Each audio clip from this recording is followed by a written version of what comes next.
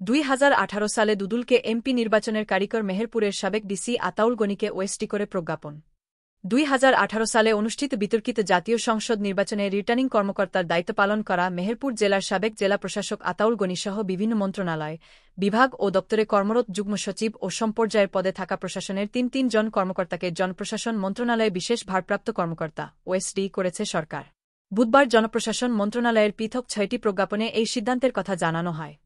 এর মধ্যে 5টি প্রজ্ঞাপনে প্রতিটিতে 6 জন করে এবং আরেকটিতে 3 জন কর্মকর্তাকে ওএসডি করার কথা জানানো হয়েছে।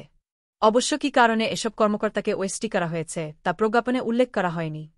বলা হয়েছে, জনস্বার্থে এই আদেশ জারি করা হয়েছে। গণপ্রজাতন্ত্রী বাংলাদেশ সরকার জনপ্রশাসন মন্ত্রণালয়ের উপসচিব মোহাম্মদ তৌহিদ বিন হাসান রাষ্ট্রপতির আদেশক্রমে প্রজ্ঞাপনের স্বাক্ষর করেন।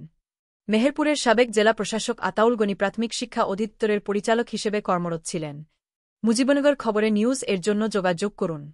আশফারুল হাসান সুমন, উপদেষ্টা সম্পাদক, মোবাইল 017222266006। শাহিদুজ্জামান রিপন, যুগ্মবার্তা সম্পাদক, মোবাইল 017230043000।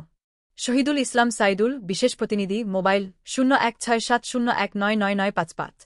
মহসিন আলী আঙ্গুর, সম্পাদক ও প্রকাশক, মুজিবনগর খবর.com, মেহেরপুর।